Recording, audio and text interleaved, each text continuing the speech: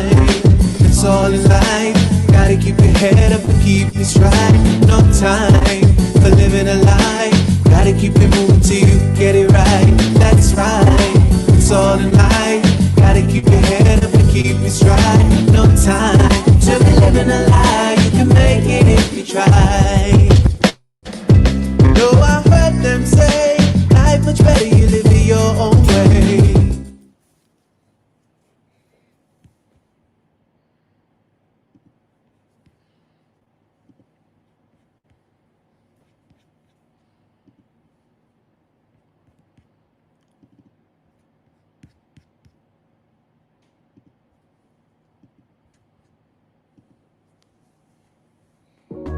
Imagine having a sit down with some of the most beautiful Jamaican women, all from the parish of Portland, and being so confident that one of them would emerge as Miss Universe Jamaica 2026. Portland is in its winning season, and we thank you, Celine Hall, and congratulate you for bringing the crown home to Portland. As we continue to speak positive things into the universe, in this winning season, we wish you all the best and know that you will bring home the crown to Jamaica as the next Miss Universe. Keep doing great things. Portland is very proud of you, and Jamaica will be very proud of you. Blessings.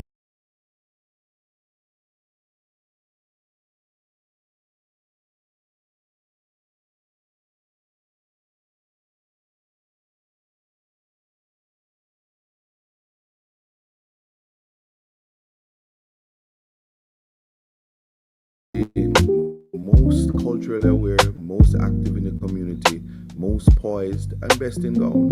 Well, imagine being from Fellowship, being Miss Portland, and then guess what? You're the new festival queen for 2026. Congratulations, Christina Williams. We appreciate you, we are proud of you, and you're the new festival queen. Only from Portland. Big up yourself.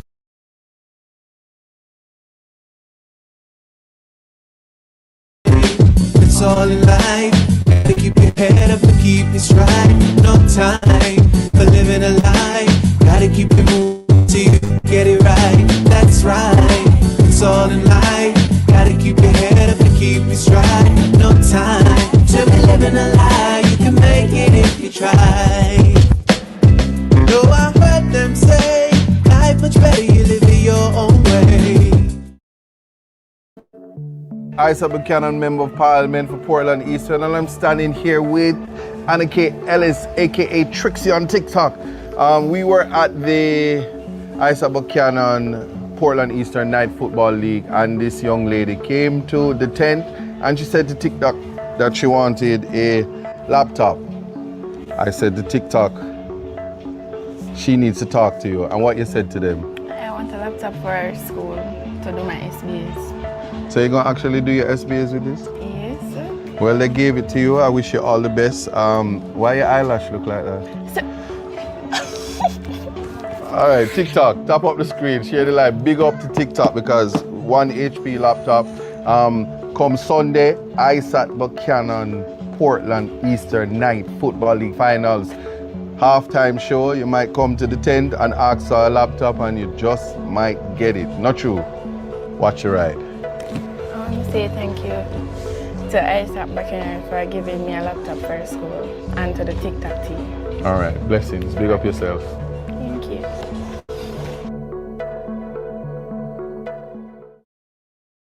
Tell them. It's a lion. Lion. Isa Buchanan, Member of Parliament for Portland Eastern, and we're standing at the Mansioneer Primary where we're doing the back to school medical and issuing of the back to school supplies. The nurses are here, doctors are out, and the registration was high, and the distribution of back to school backpacks and all of this high as well. So on behalf of the parents of the Mansioneer Division, I'd like to give a big shout out and thank you to the Member of Parliament for organizing not just the back to school medical fair, but also the distribution of school supplies. This will go a far way in assisting many parents who are finding it hard to meet the requirements to get their kids back to school. I was able to assist as well by providing a few bags and school supplies, but the vast majority was provided by the MP. So again, a big thank you to our MP, Isaac McCann, continue the good work. It's good to give back to the community. It helped a lot of parents and kids today. It was a great day. We did around somewhat 60 kids.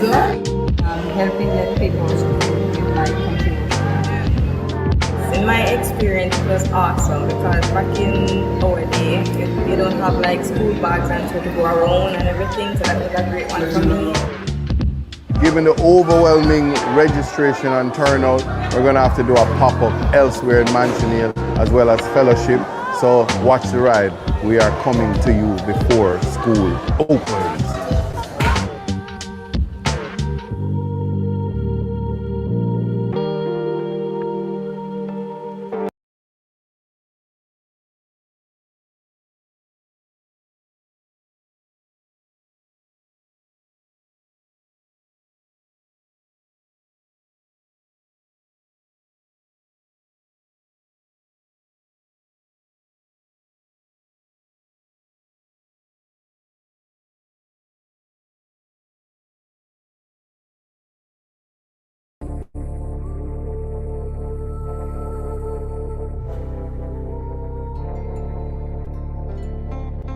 Isaac Buchanan, Member of Parliament for Portland Eastern, and we're standing at the constituency office where we just received our 40-foot container with many items donated from the Ashi Foundation, a fundraising event which took place in California. Thereafter, we had to ship it to Jamaica, and it was a whole history and clogs and fetters to get it shipped. But shout out to the TikTok family because we were able to raise the funds to clear the container, and it is here. The distribution and all of the stuff. Fair Prospect High School, some desk and chairs came for you. TikTok made the decision that Moortown Infant is going to do the Osmo Genius kit simulation and testing of those kits, as well as finding other infant schools to get desk and chairs that we receive from the container. Big up on yourself, more to come. We are expecting a medical container, so we just dealt with the education aspect of it and the back to school supplies, and now we're waiting on the 40-foot container with the health items. Many things happening in Portland Eastern. Watch the ride.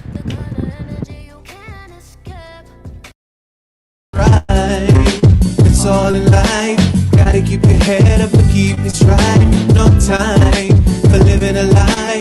Gotta keep it moving till you get it right. That's right. It's all in life. Gotta keep your head up and keep it right. No time to be living a lie. You can make it if you try. No, I heard them say life much better you live it your own way. Greetings and welcome to Context Matters. The date is August 27th, 2026. And if you are tuning in from Reggae Global Radio Wagwan, big up yourself. If you're tuning in to Best FM 100, you might be driving around in Jamaica. The time is so hot and we're having some serious water restrictions in the Kingston and metropolitan area. Also in other parishes, Portland. Boy, I tell you, it's rough for we, but the little water trucker try go around and do what it's supposed to do with the little water allocation we get from the ministry. Minister Matthew Masamuda, send me another $1 million so I can water up the place in Portland. Big up yourself.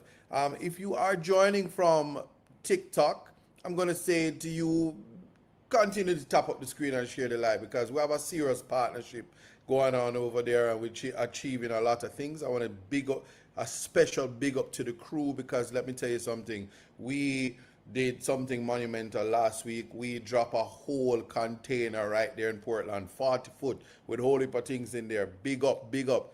And if you're joining me from YouTube, Walking in Divine Purpose is our moderator and coordinator. She will tell you how to do whatever it is that you need to do, and she will remind me from time to time what it is. And I'm going to do watch the background right now, because I'm looking in the background and I'm seeing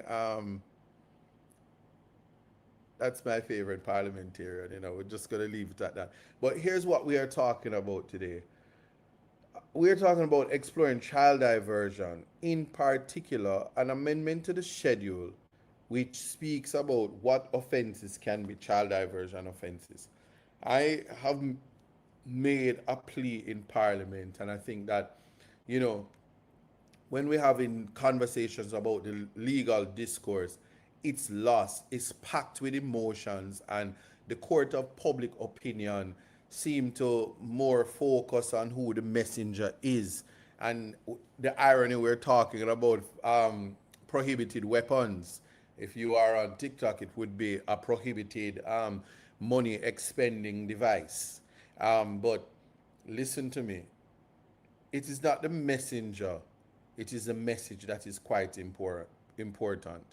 Children are our future. If we treat them well and let them lead the way, show them all the beauty they possess inside, you give them a sense of pride to make it easier, let the children laugh and remind us how it used to be. So you see, I decided long ago that I was never going to walk in anyone's shadow. I was never going to follow the parliamentarians previously who had a predisposition to punish a particular set of children because they knew as lawmakers their children would never be caught in the unfortunate circumstances, which includes a possession of an illegal firearm. Because you see, when you're from elite society, you're gonna get to go to Bird Bush with your daddy and your mummy and mom and their friends, and you can join the yacht club, and you can do all kind of stuff. So your upbringing and your experience of the world will be completely different. When the rest of us, and I have heard the message and I've received it clear, that there are two Jamaicas, and it's only some kind of Jamaican will listen to Isaac Buchanan. I heard it clear, right? And I'm okay with that. So it is my duty to advocate and protect the children where some of the greatest people that walk Jamaica and walk this earth came from there. Broken homes, ghetto if you want to call it, poor places, poor infrastructure, squatter communities, some 600 people always worried if they're going to lose their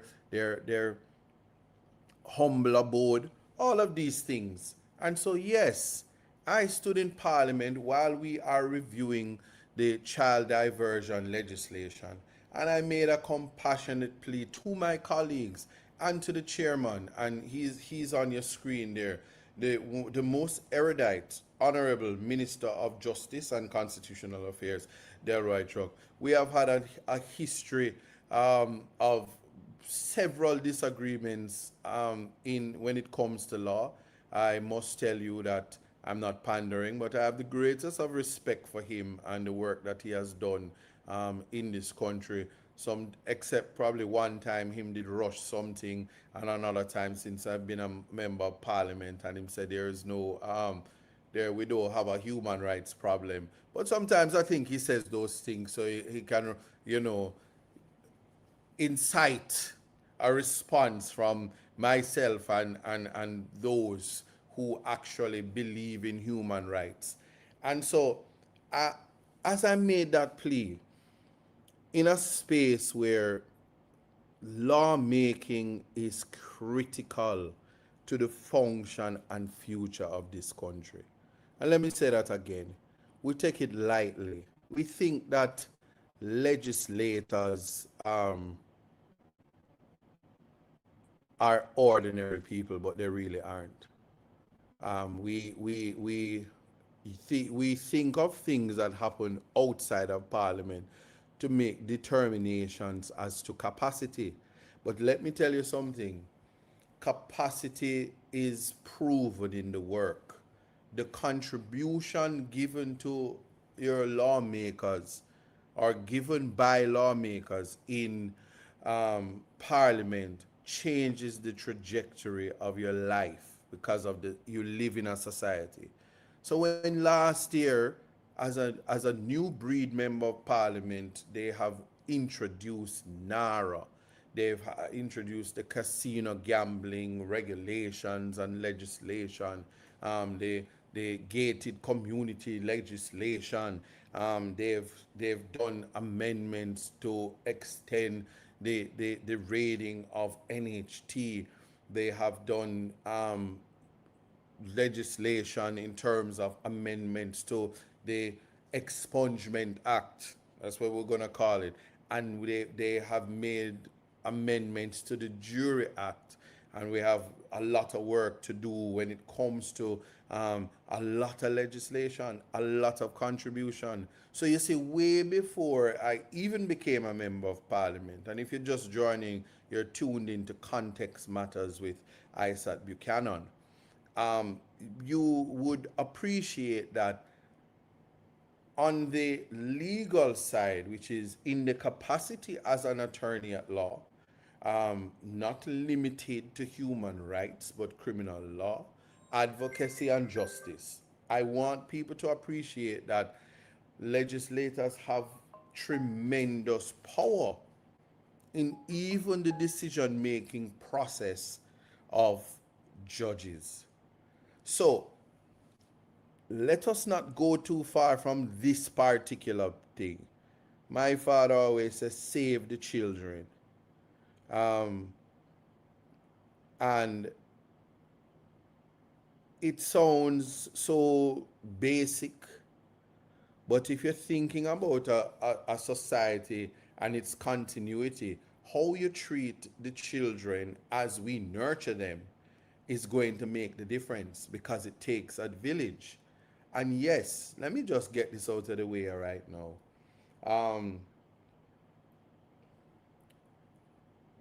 Them call it democratic socialism. They want to call, if you want to call it social democracy, if you want to call it communism, oh wow.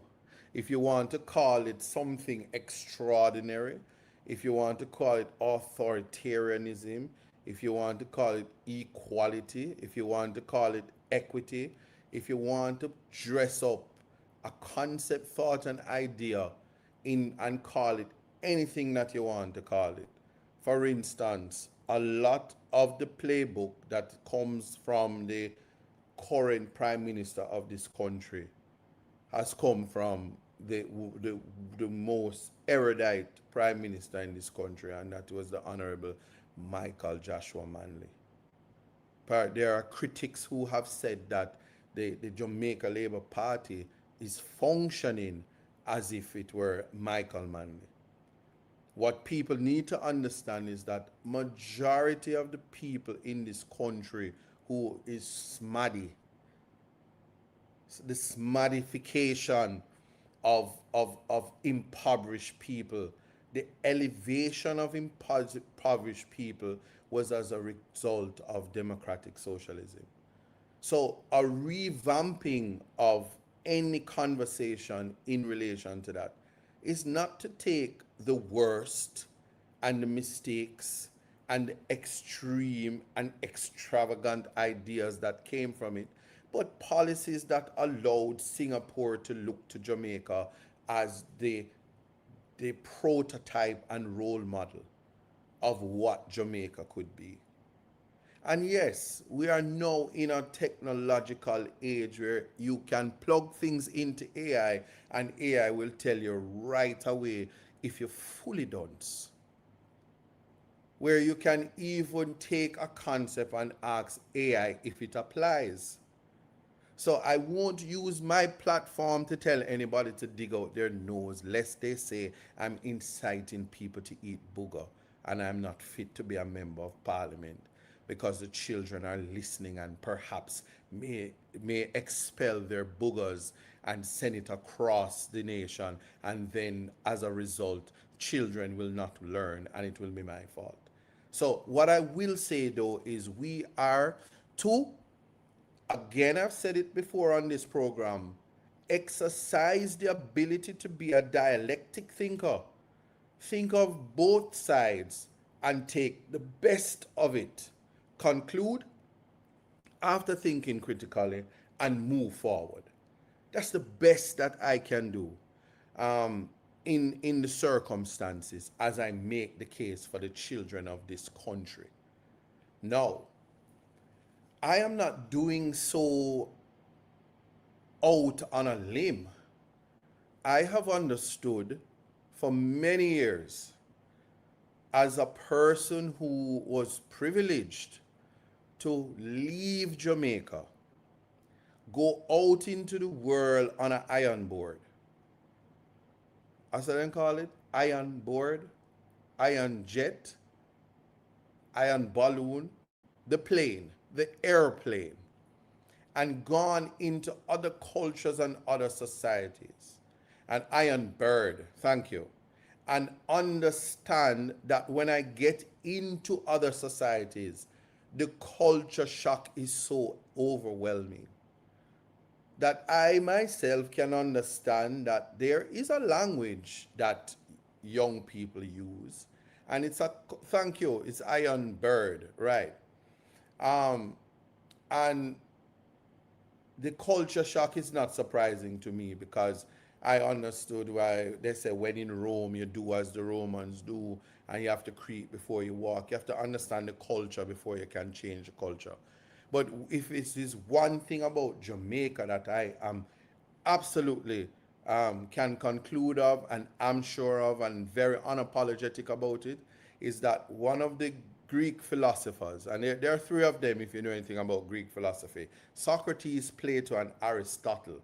Aristotle would be responsible for teaching Alexander the Great, and Alexander the Great responsible for a lot of the educational material through his library of what we now call education. So you track it. So they don't have to go for all of the black leaders to come and tell me that Imhotep is the father of medicine and the Egyptian had it all. We know that the Greeks stole the information from the Africans, and we know that the Africans are the founder of knowledge. So no one has to correct me there. What I want you to know is that Plato spoke about his allegory of the cave. I'm going to explain it now.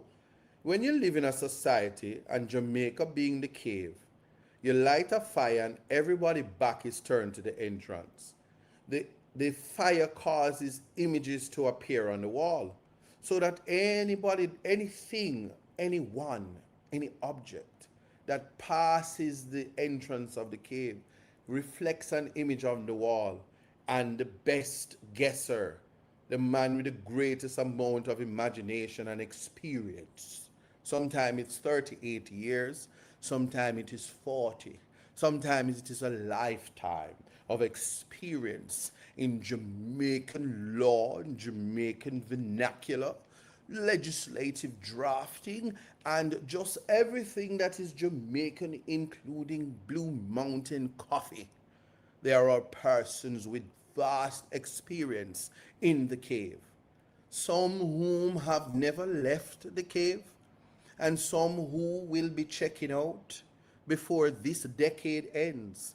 But they are insistent on passing laws so that whilst they are turning in their graves, the generations that follow must suffer under the hands of the delinquent, savage, and just very vindictive behavior coming from some of them.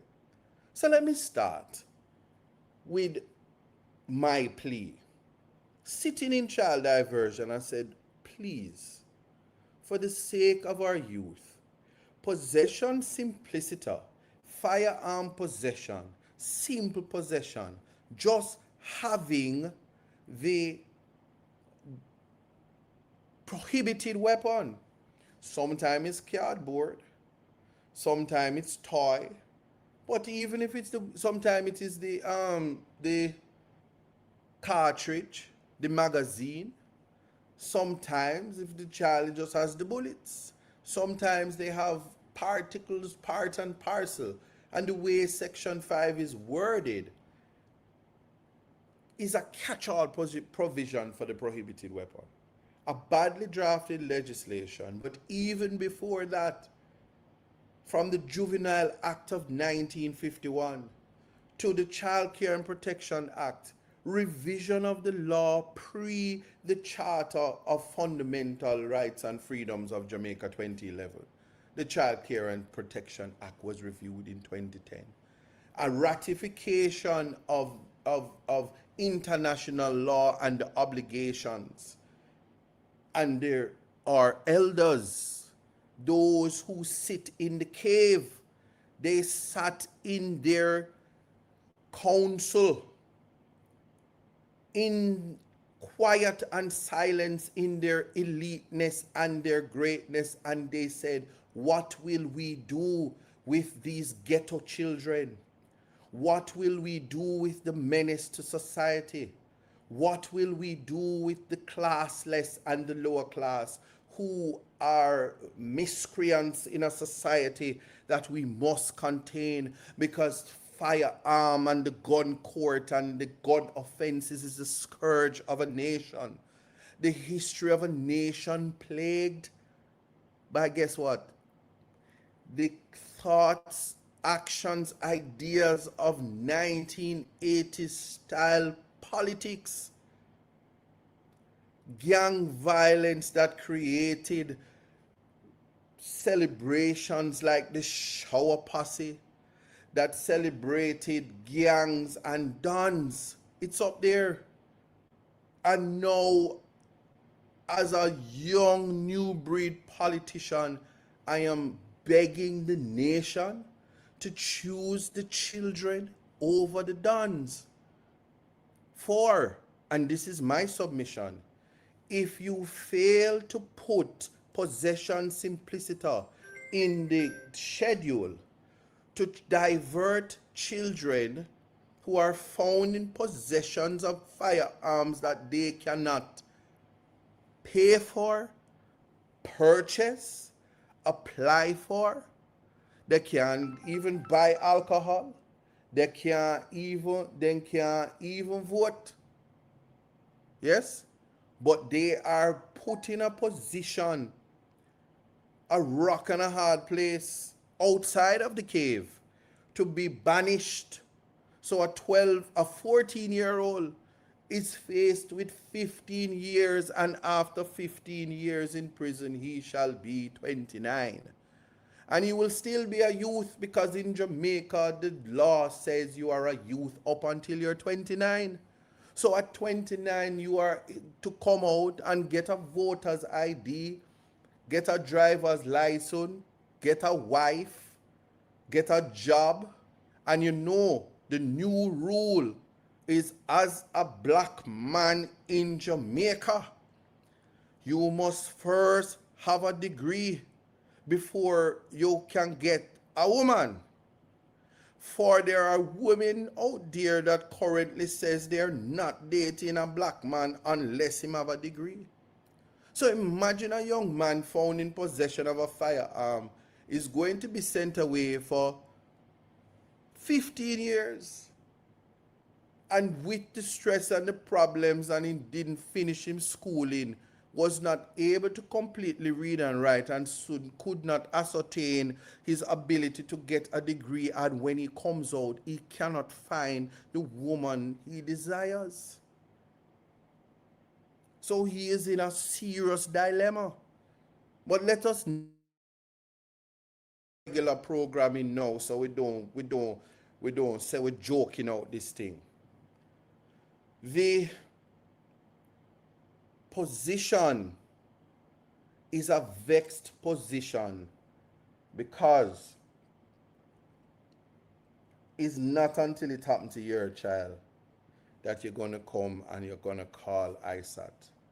Like this week, and I'm not veering far, because I had to do a press release on this. Don't know if it's out yet, but I'm going to get a lot of cursing for it. But this week, CSEC came out, and there are two young ladies from St. Thomas Technical High School, children, 13 and 14, and they passed CXC subjects. The story is so phenomenal because there was also a 9-year-old that he passed English and he made the front page. But these two girls, Brown and Brown, and when you life is something in the Brown, because you have Brown versus education in foreign, and now Brown and Brown, the two of them take CSEC from St. Thomas Senecal and then pass, and they are having learning challenges. They're on the spectrum, and no, the news report don't tell you where it's on, but they decide that and I don't even like to repeat it, but I'm constrained to do so. The headline from the article, I think it was the Jamaica Gleaner, says slow learners pass CSEC, words to that effect. And the family called me and said, Isaac, you're going to let them. When I heard, I'm not going to replay the voice note, but it shivered my body. The grandmother said, you're going to really let them do that? I am hurt. Why are they doing this to my family member? And I get another call, and I get people say, you're on TikTok, and you make them a talk about people picnic like that. Me say, what me do? I did not write the article. I am not the author of insensitivity. I am not the person who find pejorative words, discriminatory words, and an attack on a whole class of people. And there are people who find it to be okay. And then people say, hey, what a thing, coupon that too. Where them a do down there, them can get for do dang something there.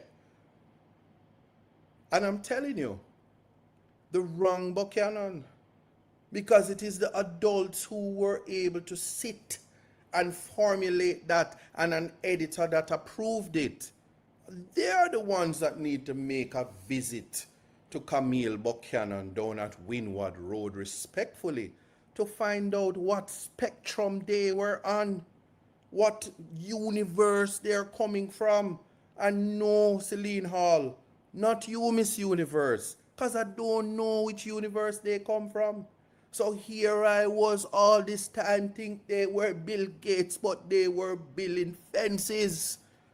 And if you have nothing to do this Saturday, go to the building, because Vibes Cartel is down there re-energizing the club scene. Okay? So anyway, let me leave that alone before. It was not a paid advertisement, I promise you.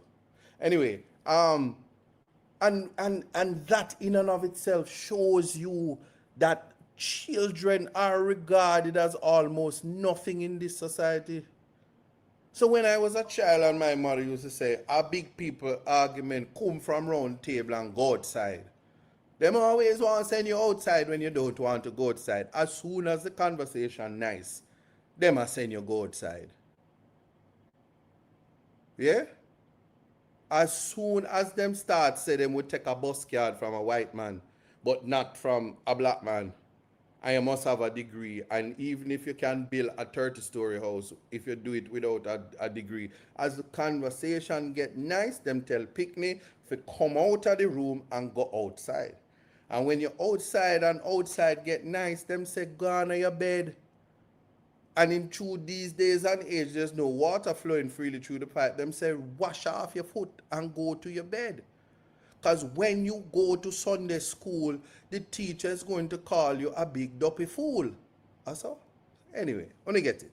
So, that being said, the allegory of the cave and Jamaica being the cave, and the elders are the wise ones who are able to guess the shadows on the wall. So if a butterfly is flying, all them see is a dopey bat.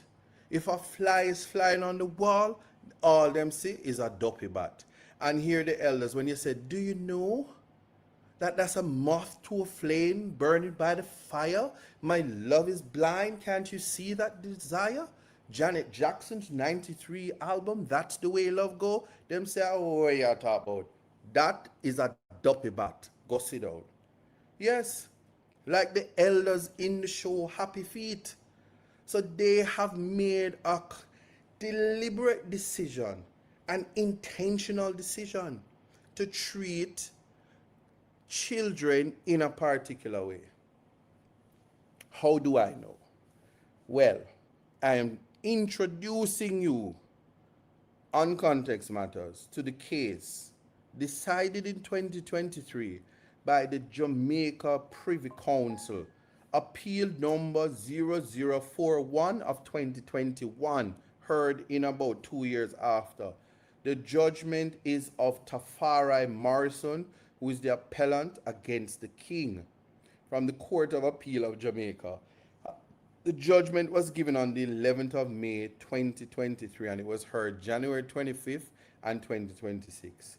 Now, when you hear Tafari Morrison in what they call miscreant menace to society and all the pejorative words, you miss that Tafari Morrison was a child at the time. So in 2013, and his appeal was heard in 2023, that's 10 years later, he pleaded guilty in the High Court Division of the Gun Court, and it was for illegal possession of a firearm contrary to the then legislation 2021B of the Firearms Act.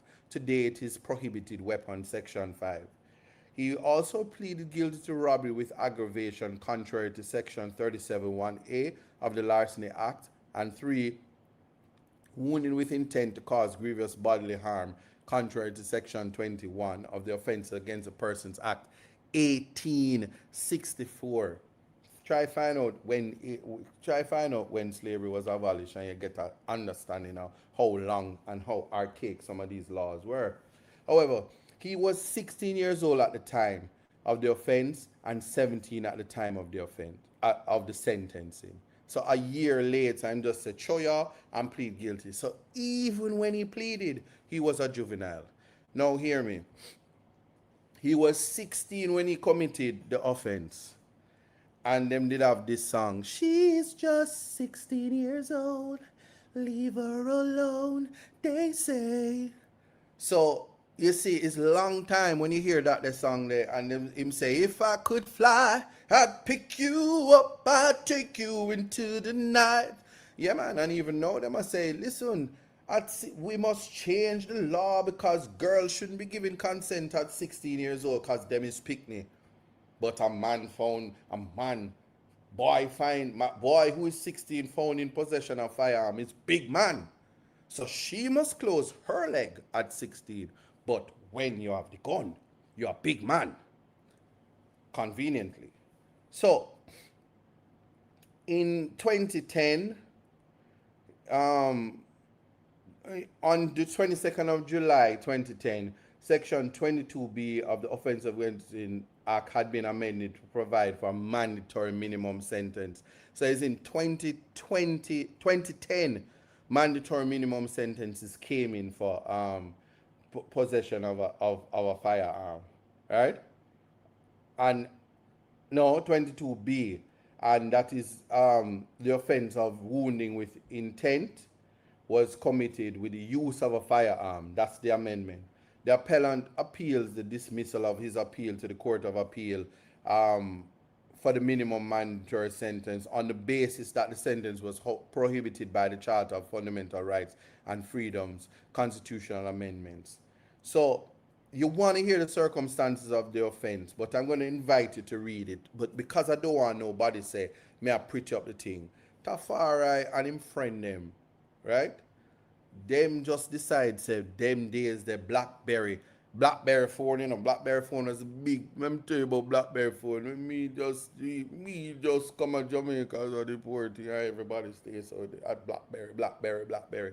And I ping, and tick. You go in a place and nobody now look for you. Them have this big computer in front of them and a thumb type. Everything is thumb typing. Nobody talk to you. So people would be making their way downtown, walking fast, spaces past, and I'm homebound. I see them, yeah, Blackberry phone, pam, Blackberry torch, pam, wonder. And so the youth, them want Blackberry too, so them see him and them just point the gun at him and say, give me the phone. take the phone from him, and then Tafari say, you know what? Ratatata, ra, ra. Yeah? Yeah. Them get the thing them out of luck now. Tafari squeeze 7 and all of them are duck now. One of them catch a victim and pandemonium. And so wounded with intent, the guy get wounded, gunshot and all of that. Yes. So several shots were fired and the victim was ducking shots. Yeah? It was ratatata, yes. And there he was able to make his way to the security post of an apartment block, after which he was taken to the local hospital. You want to know, and then after the local hospital, he was transferred to the University of the West Indies Hospital, where he was detained for a week while the gunshot wound to the back was treated. He received a lot of counseling and feared a reprisal as a result of his participation as a witness in the case. He was a student and the incident adversely affected his academic performance. So I want to let people know, say, gunshot will affect your academic performance. There is absolutely no excuse for that. So anyway, that being said, let me make it absolutely clear. He pleaded guilty, and after pleading guilty, he was sentenced to a whole heap of time and the mandatory minimum for the offenses against the Persons Act. The offenses against the person, the shooting and the grievous bodily harm that came from it. So this Tafari Williams at 16, he used the firearm. It's not possession simpliciter. I don't want that to be lost on anybody. It's not possession simpliciter. But the court, having recognized the gravity of the offending and the endemic nature of such crimes in Jamaica. So the crime itself is endemic in Jamaica. The nature of such crimes in Jamaica, counsel submitted that the appellant's plea of guilty, his age and the influence of an older family member grooming him into a life of crime were all mitigating factors. Marsh J., who was the judge, indicated that this was a set of very serious offenses involving harm by means of a firearm. Ordinarily, the court would have taken into account the tender years of the appellant and the plea of guilty. But the statute tied the court's hands. Bondage. Release the chains of bondage. Because I want to be free anymore. Because I'm trapped. Ooh, yeah, yeah, yeah. Judges balling out, say them trapped, you know. And the appellant, the statute tied the court's hand. On each count on the indictment, the judge imposed concurrent sentences of 15 years imprisonment. An application to appeal to the Court of Appeal was lodged on the basis that the sentences of 15 years imprisonment on the counts relating to possession of a firearm and the aggravated robbery were manifestly excessive, and there being no minimum sentence imposed by statute in respect of those lesser charges, and the minimum sentence on the wounding with intent count was unconstitutional. And they said leave was given to argue all the points. Now the background starts with the 1951 Act. Me no want to lose the name, I want to me know say a law, and while it's passionate to me, it might be boring to you, but I want to know and appreciate. I am not coming from a dibby place. I am not coming from Plato's cave. I am not watching shadows on the wall. I am talking about treating Jamaican children as if they were children in the UK, Barbados, or even Trinidad. Understanding what international law says about our children and the deliberate steps taken by our Parliament of Jamaica previously to ensure that the picnic them in Jamaica, I can't say picnic because it's so unparliamentarian to say picnic, but I'm just being a TV host right now. But how the vitriol attack on the tender age, the tender years of a child in Jamaica is different, so much so that children who breathe air in the UK, it is far superior than the stifling suffocation in Jamaica. And why I know that post Melissa, if worse pre Melissa, we're not ready for back to school. As a member of parliament, our children are not ready for back to school.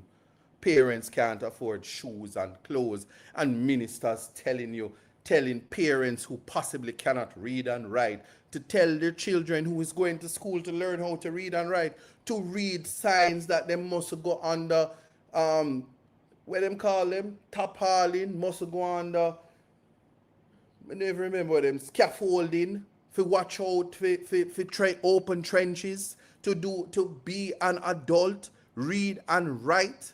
Them never know what they on the menu, a Burger King or KFC, Wendy's, Chick-fil-A, and every other fast food restaurant where they have to make them suffer from obesity. Not a conversation that, because we are giving children the same level of autonomy, including in some instances sexual autonomy, using words like consent when they don't have the cognitive ability, so that a newspaper can say, hold on, these slow kids passing CSEC, we have to make the whole Jamaica know them slow, rather than saying students at a school that is possibly challenged defied the odds and got CSEC when some of we big and dunce and can't pass a CXC, and them at come talk about you must go get a skill. Listen, man, these things make me very, very, very angry. But let's talk about the legislative background, because I don't want people to miss it. The Juveniles Act of 1951. You know the school I went to, Meadowbrook High School, at 1958 it born? 1951, the Juvenile Act, it introduced measures for the treatment of children under 14 and juveniles under 17 years old under the criminal law, to provide for the establishment of juvenile courts charged with offenses under Schedule 3, which include a number of offenses against the Persons Act. So long time before there was gun violence, Jamaica had taken a position on how to treat, back then in 1951, was black picnic. Because in 1951, the upper echelons of society was not as black as it is right now. It was a part of the conspiracy to vagrancy laws, post-slavery, yes?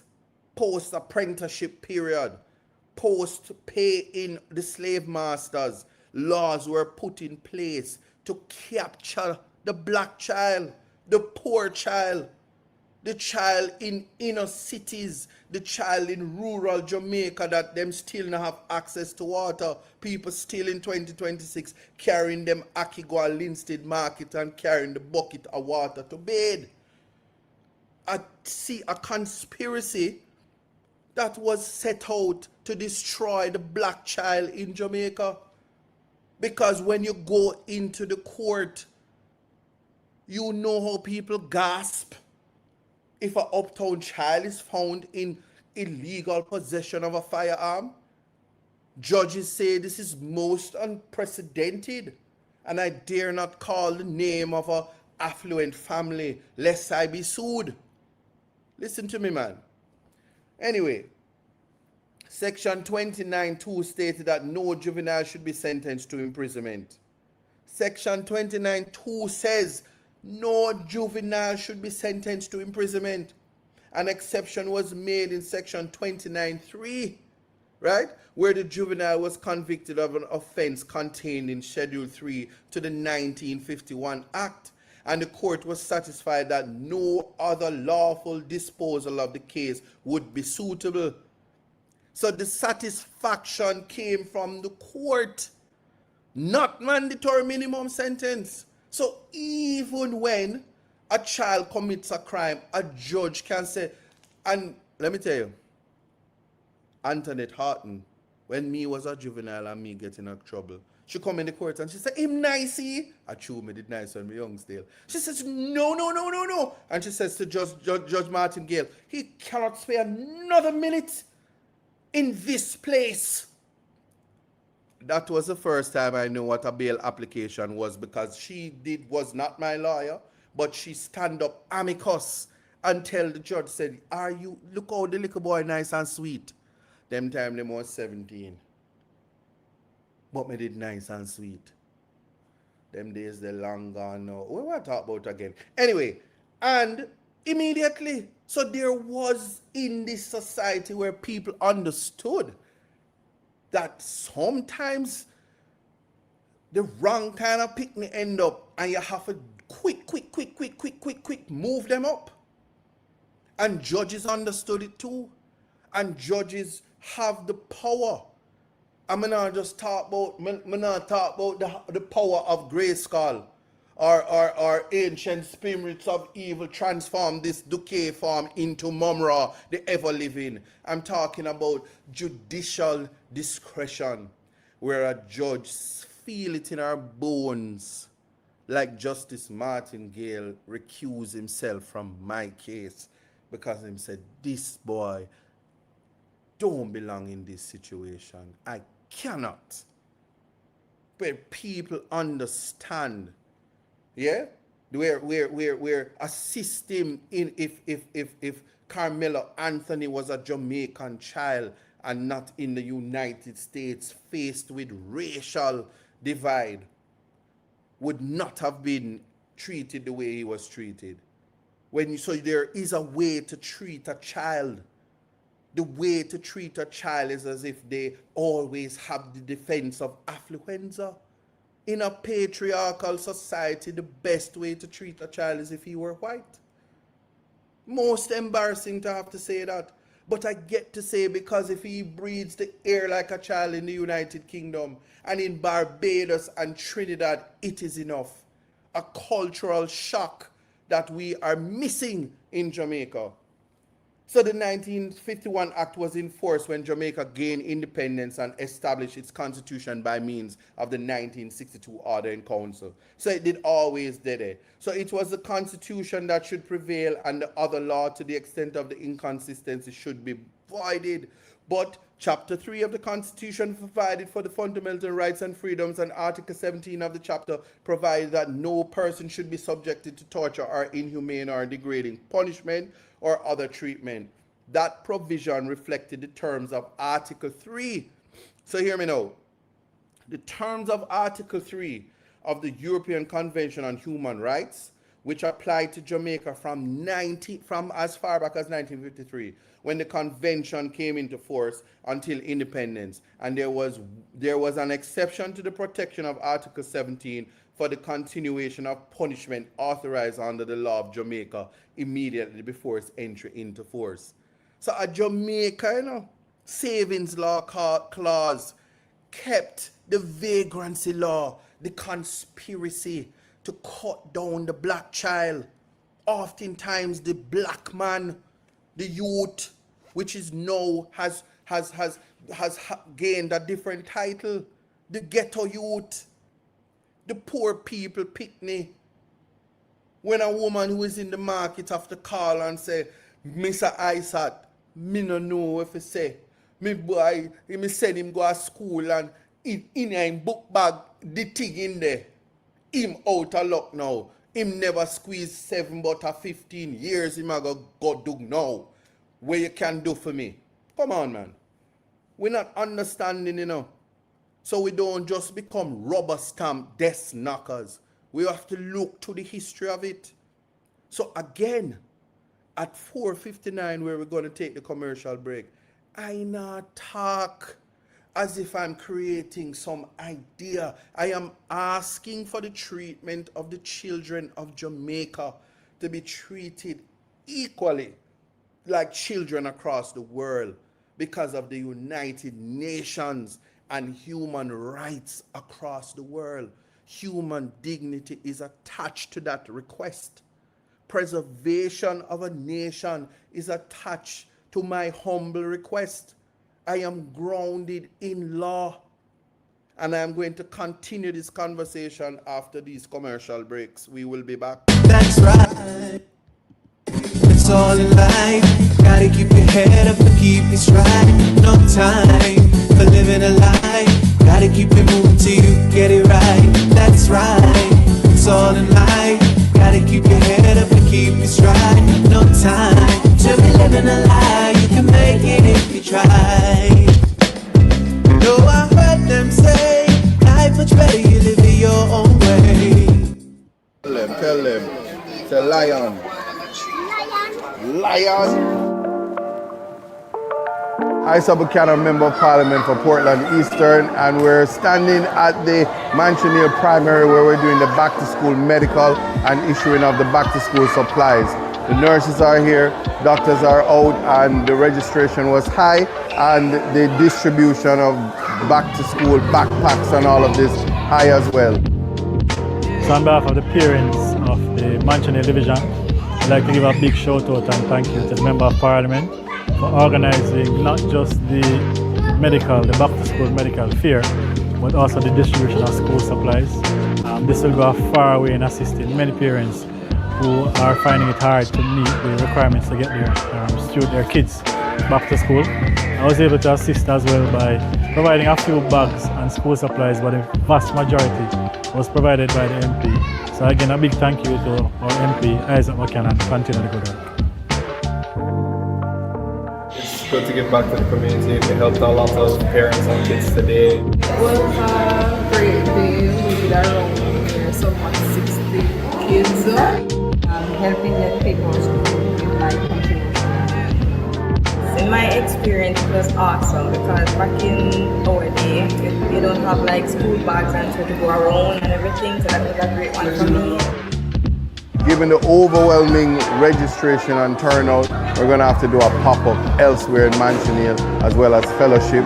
So watch the ride. We are coming to you before school opens.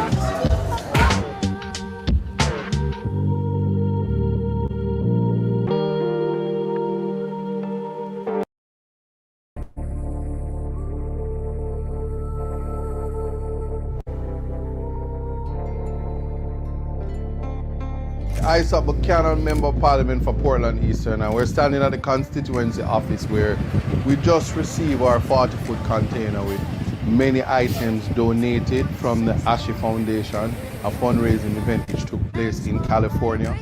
Thereafter, we had to ship it to Jamaica, and it was a whole history and clogs and fetters to get it shipped. But shout out to the TikTok family because we were able to raise the funds to clear the container, and it is here, the distribution and all of the stuff.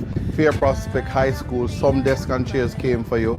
TikTok made the decision that Moortown Infant is going to do the Osmo Genius kit simulation and testing of those kits, as well as finding other infant schools to get desk and chairs that we receive from the container. Big up on yourself, more to come. We are expecting a medical container, so we just dealt with the education aspect of it and the back to school supplies, and now we're waiting on the 40-foot container with the health items. Many things happening in Portland Eastern. Watch the ride.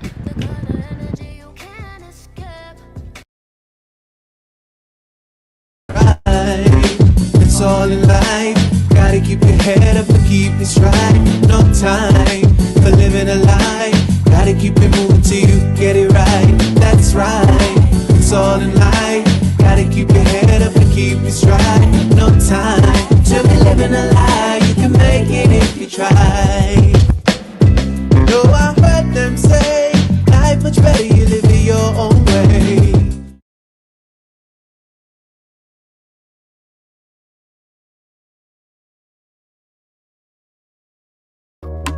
Imagine having a sit down with some of the most beautiful Jamaican women, all from the parish of Portland, and being so confident that one of them would emerge as Miss Universe Jamaica 2026. Portland is in its winning season, and we thank you, Celine Hall, and congratulate you for bringing the crown home to Portland. As we continue to speak positive things into the universe, in this winning season. We wish you all the best and know that you will bring home the crown to Jamaica as the next Miss Universe. Keep doing great things. Portland is very proud of you, and Jamaica will be very proud of you. Blessings. Right, it's all in life. Gotta keep your head up and keep it straight. No time for living a lie. Gotta keep it moving till you get it right. That's right, it's all in life. Gotta keep your head up and keep it straight. No time to be living a lie. You can make it if you try. No, I heard them say life much better you live it your own way. Thank you for joining Context Matters. The date is August 27. It's a Thursday, 2026. And if you're joining from Reggae Global Radio, we just came back from a commercial break and the time is 6:06. If you're joining from Best FM 100, the time is 5:06. If you're joining from YouTube, big up yourself. Our moderator is walking in divine purpose. And if you are on TikTok, we have several moderators. Thank you from now for keeping it respectful. We are talking about exploring child diversion, in particular possession of a firearm, and it's the child versus the dons. We're looking at the case of Tafari Morrison, who is a juvenile that was charged with larceny, shooting with intent, shooting and causing grievous bodily harm, as well as possession of a firearm. I'm simply saying, take from the case that went all the way to the Privy Council, understanding that the judge's hands are tied, that Parliament's intention was respected by the Privy Council, and that it is incumbent on the legislators.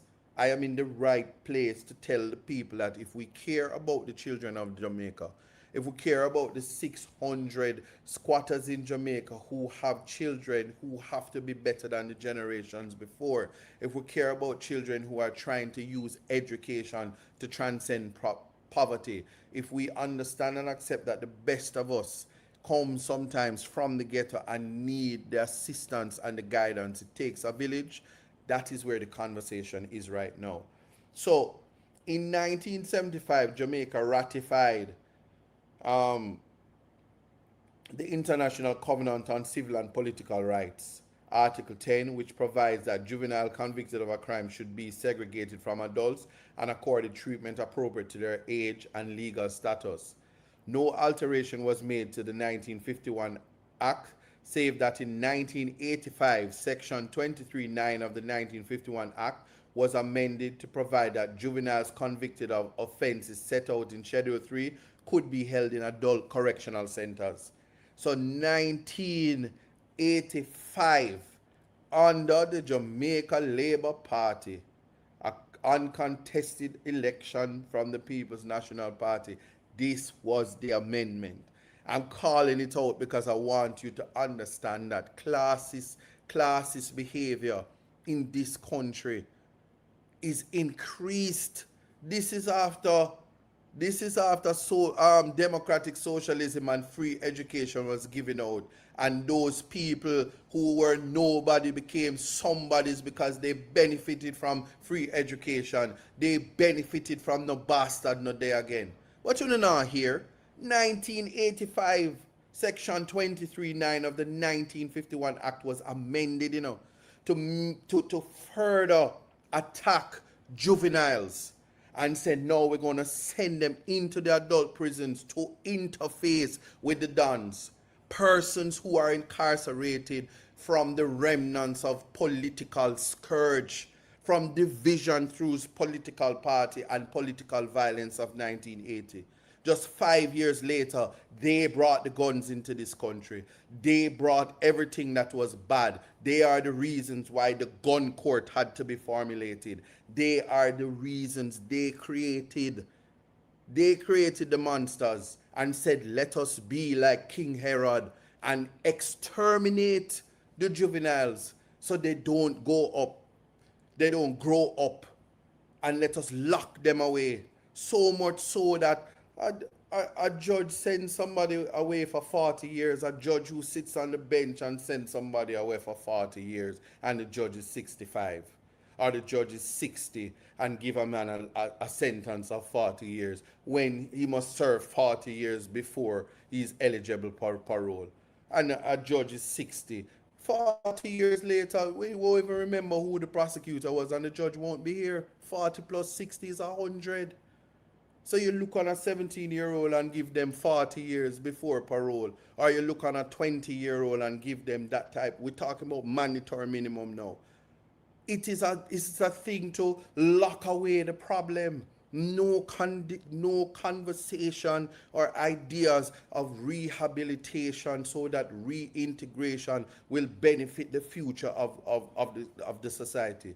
It is just a hamster wheel, a recidivism rate that is unnecessarily high, an incarceration system in inhumane prisons, the hardening of the heart, and the dehumanizing of people's children to create the monster that is festering, to create crime, to increase violence, and then mask it by curfews and states of emergencies and zozos and extrajudicial killings to say that we are suppressing and for in the sake of statistics and numbers.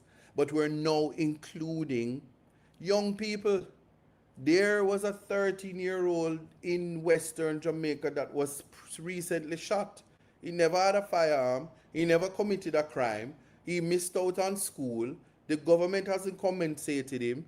His lawyer is speaking out because we're going back to school, and whether he will get back on the road to education, because as we know, when people didn't Tafari Morrison, the Privy Council said gunshot affects academic pursuits. Yeah?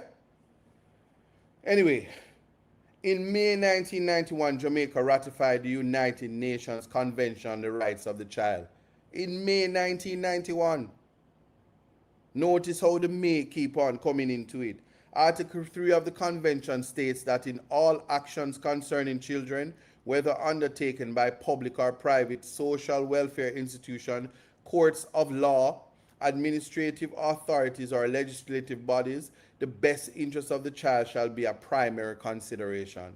The UNCRC provides for a number of specific rights for the protection of children, including the importance of the child's place in the family. Article 8 and the following, the right of the children to be heard. Article 13, freedom of thought, conscience, religion. Article 14, access to health. Article 24, and education. Article 28. A minimum age for the employment is Article 32, and a minimum age of responsibility for crime is Article 40, and appropriate treatment by the justice system is Article 37. Well, hear this now. In respect of the latter, which is Article 37, yes, the UNCRC provides that children under 18 should not be subject to the death penalty, and that the arrest, detention, or imprisonment, of a child should be used only as a measure of last resort and for the shortest appropriate period of time. In 2019, the UN Committee on the Rights of the Child issued a general comment stating that mandatory minimum sentences were incompatible with the child justice principle of proportionality and with the requirement that detention was to be a measure of last resort and for the shortest appropriate period. It cloaks the juvenile, the child, 18 or under 18. It cloaks them. Yes, Article 37 cloaks them and says that it must be the shortest appropriate period if you have to do it, and it's a measure of last resort. So it's saying that no matter what the child do, you still have to see the child as a child. I'm saying remove the cobwebs off your eye. Remove the vitriol, remove the wickedness, remove the Cinderella stepmother syndrome. Don't be Snow White's stepmother and saying mirror, mirror on the wall where the picnic them make we mash them up like the seven dwarfs and Snow White. Make we deal with them bad. Yeah? We have to think of it So the Child Care and Protection Act of 2004, the CCPA, it replaced the 1951 Act as amended and provided a revised system of child care intended to reflect Jamaica's ratification of the UNRC in 1991. Section 2.1 defined a child as meaning anyone under 18 years of age. No issue there. If you're not 18, you is a picnic. So all when you're 17 years, 11 months and 29 days, 30 days, if a December you're born, yeah, you still don't reach 18 and you're cloaked in that childness. Section 2.3 stated that the best interest of the child was the paramount consideration in the interpretation and administration of the act. The same Child Diversion Act says in one of its sections, I think it's 41, I don't have it with me right now, it says that any law, nothing under any law, thing except the Constitution, the Child Diversion Act is not in contravention or conflict with any law. So if you put it in schedule, it's not affecting any law. It's simply cloaking the child with the benefit of being a child. Consistent with the Child Care and Protection Act. And so Section 3 set out the objects of the Act, which are to promote the best interest, safety, and well-being of the child, to support the family unit as the best environment for children, and to recognize the special needs of children in conflict with the law. That's what child diversion is. Once a child is in conflict with the law, you are to therefore recognize the special needs of them. The same way the gleaner can come out and say, they're slow. The child in conflict with the law is on a spectrum of madness, finds himself derailed. If he's a train, he's off the train track. He's not on a path to righteousness. He's walking through the valley of the shadow of death, and the evil that he's fearing is the government. Is the arms of separation of powers that tell the judiciary to hit the child with the hardest hands of the law. So judges sit in their wisdom, knowledge, and understanding and say, my hands are tied. Turning the laws written by Parliament upside down, left and right. Keeping in-camera courts to say, how can we save a child?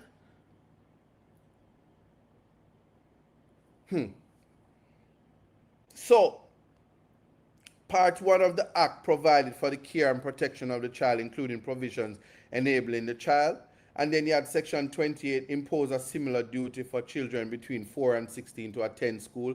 Section 33 provided that a child under 13 may not be employed to work.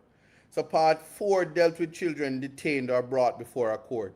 Section 63 conclusively presumed that a child under 12 cannot be guilty of a criminal offense. So the age of criminal responsibility is 12.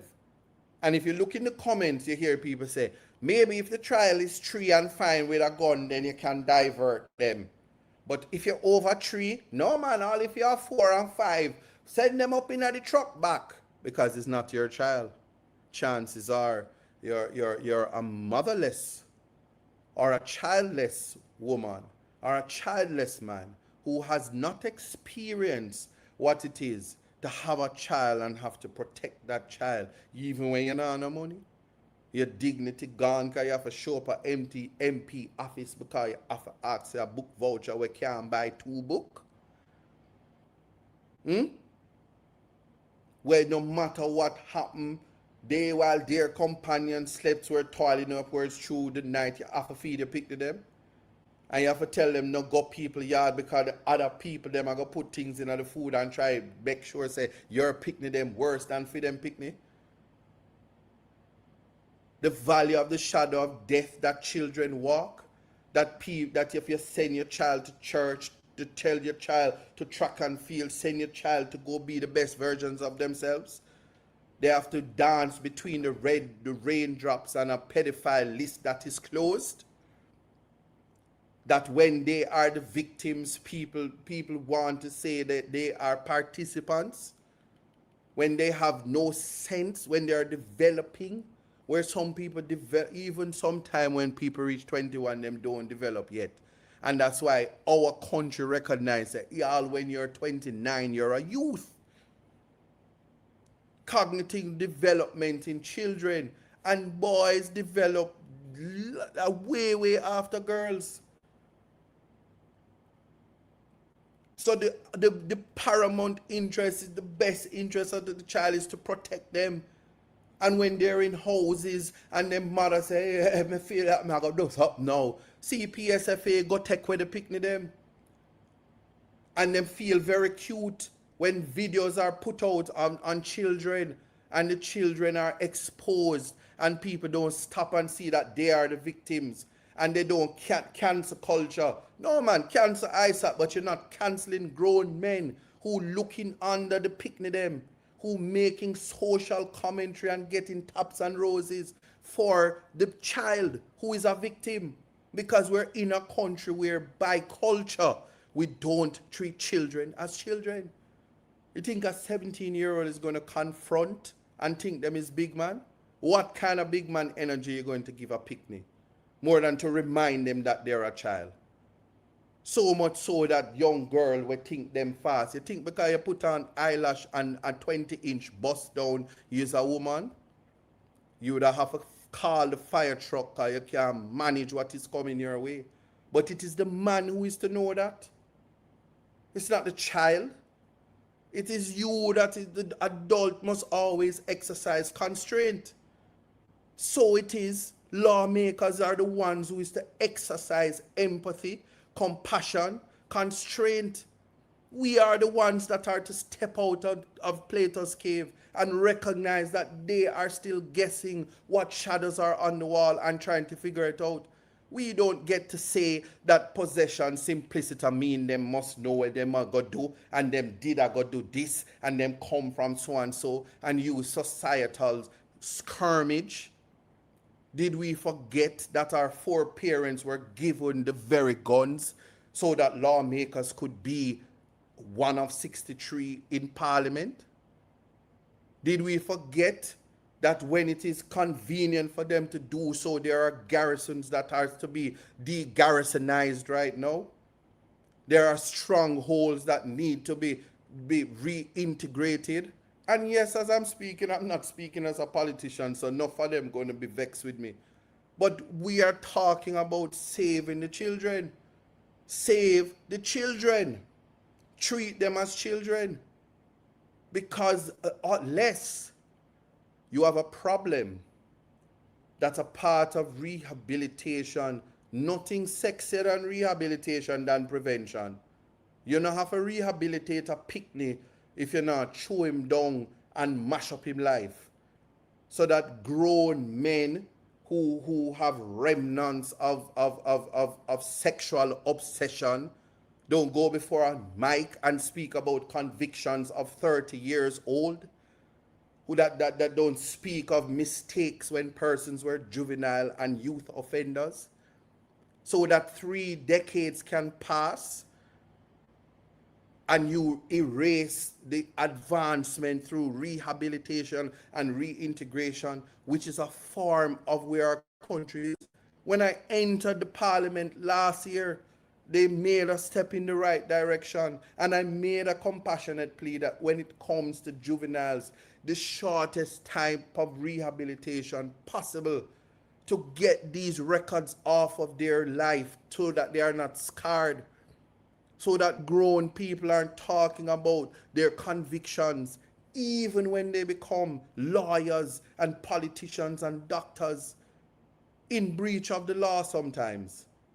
But this child diversion is to prevent them from the dehumanizing, attempted, humiliating experience of when bad mind come up, because it's bad enough that the crime is poverty. It bad enough that the crime is born in a third world country where scarce resources and every ghetto youth have to be a star in order to escape poverty in whatever way it is, so that they find it difficult to celebrate themselves when they all sell out where the something name, the Barclays Stadium and the O2s and the Madison Square Gardens and all of the stars that come from it. Division is always the order of the day, never celebration, because the internal locus of control is all you have as a mechanism to escape this rock, so that you make your compassionate pleas through visa applications to say, I am worthy to leave this country.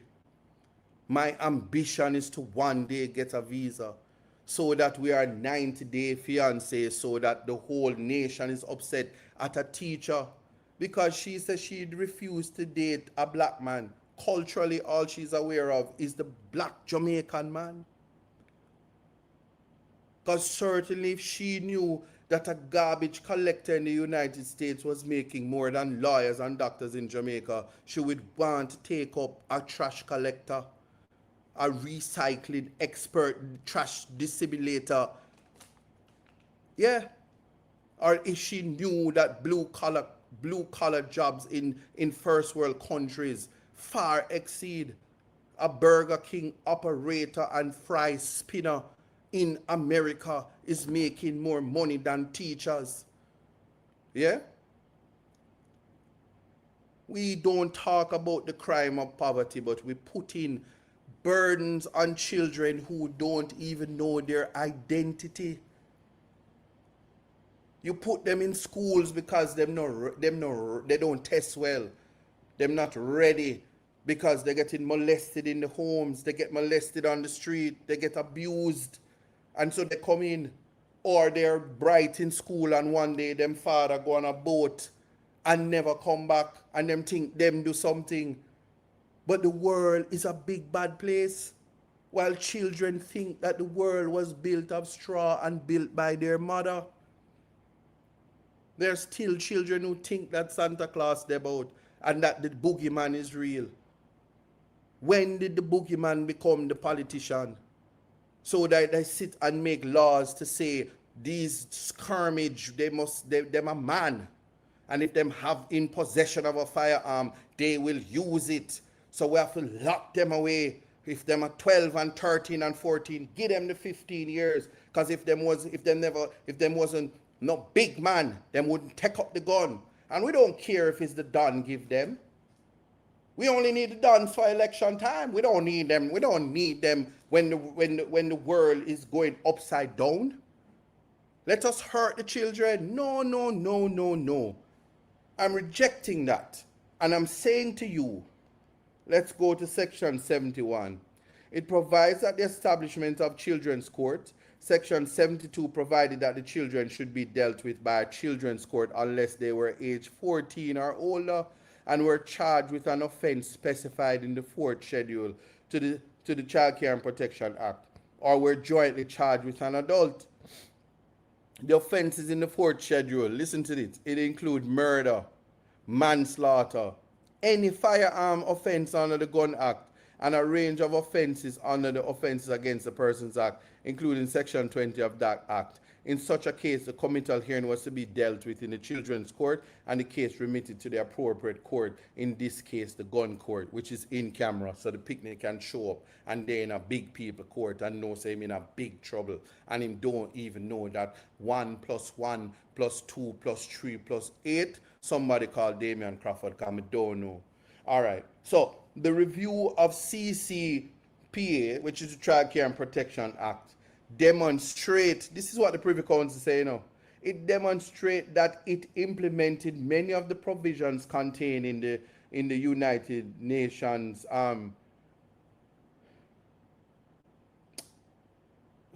the United Nations, watch them, I'm having a brain seize, the UNCRC, but the different treatment of those age 14 or older in respect of serious crimes continued to reflect the policy approach taken in the 1951 Act, to the extent there was a deliberate decision taken not to implement the terms of the convention. In that regard, it also of some significance that the legislation did not adopt the requirement that the detention or imprisonment of a child should be used only as a measure of last resort and for the shortest appropriate period.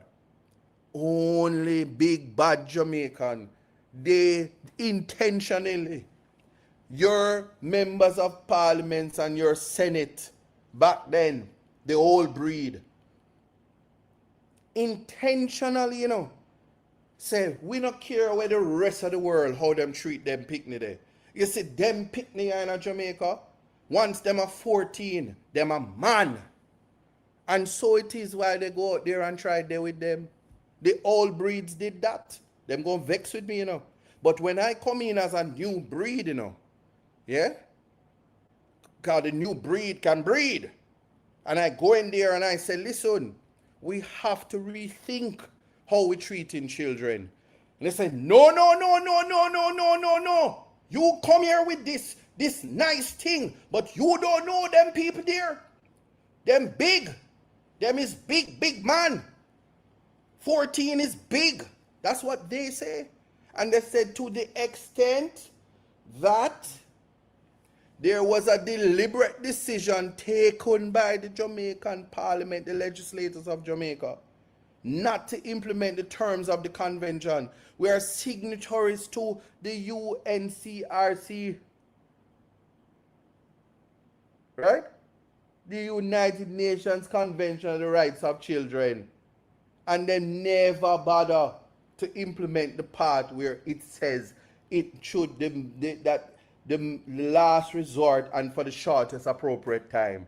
Because they want to give people picnic mandatory minimum sentence.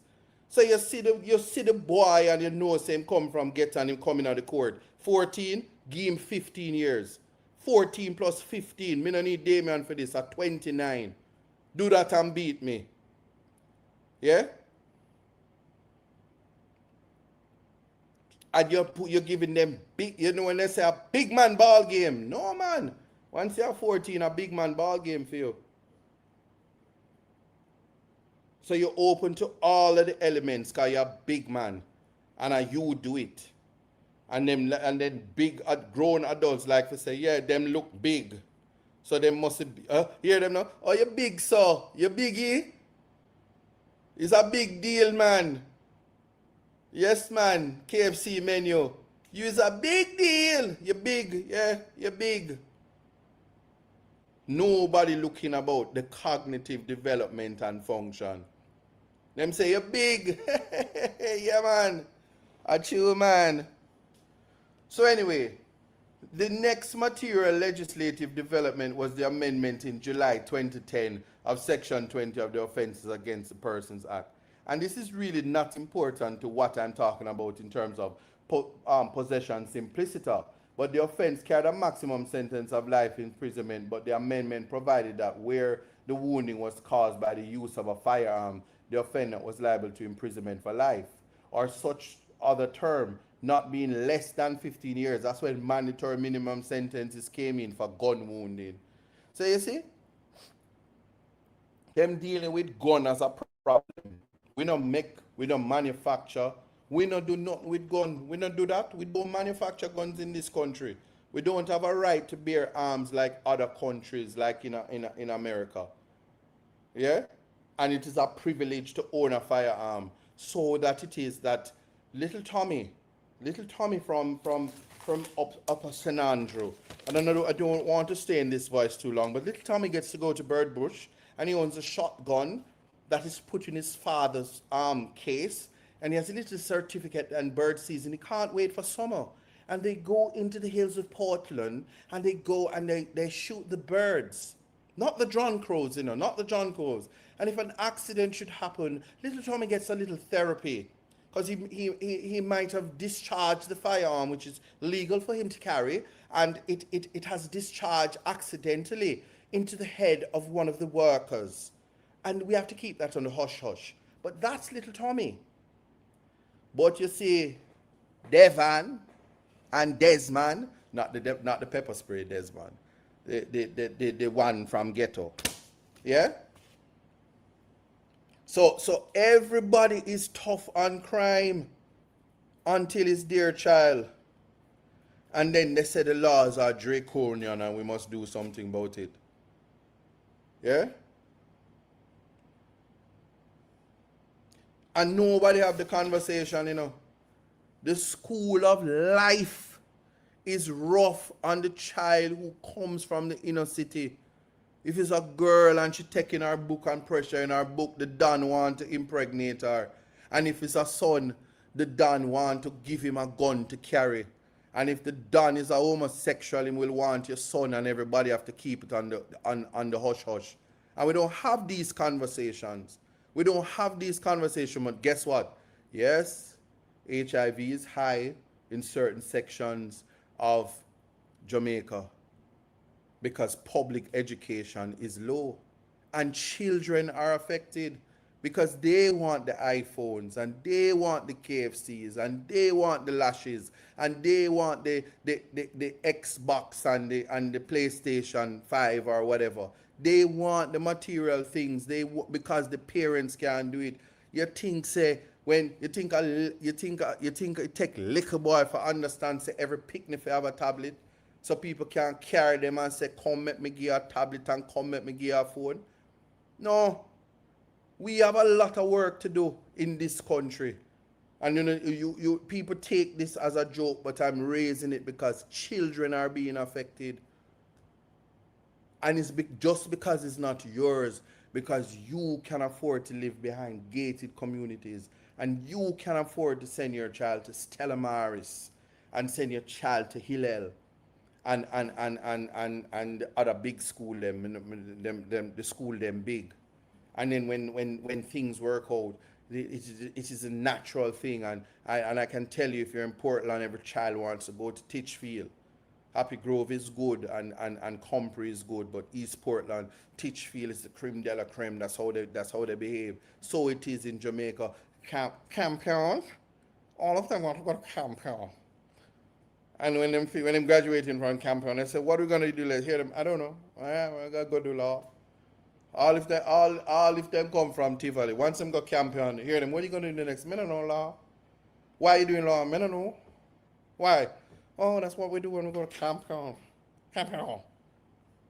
Yeah, there was a song, and the song used to name Champion, Champion. I think it was a carnival song. Champion. All me hear when me hear the song is Campion, Campion, Campion. Kind of like when them say red light, pepper light, did light go, that pepper spray, Desmond. Ah, that's all you hear. You can't help it. Same thing. But anyway, big up Campion because they're doing something right there. And that is why we have to adopt the schools like I did for Fair Prospect and make sure that one day, not now, you know, but people will be saying, oh my God, I want to send my child to Fair Prospect. And the principal of Fair Prospect said, oh, we don't have the space. We're Fair Prospect. The prospect of your child coming here is not so fair. It's not fair. But life isn't fair. Yeah, so we want to do it. And for all the schools. So you have to have vision. That's why Upper UE, we say when you're getting UE-cated, UE visions, join the movement. Yeah, man. So anyway, Jamaica subsequently passed Section 42 of the Criminal Justice Amendment Act 2015. This is post-charter. Yeah? And it established a mechanism for relief from the effects of the minimum sentencing provision where the Court of Appeal considers such a penalty manifestly excessive and unjust.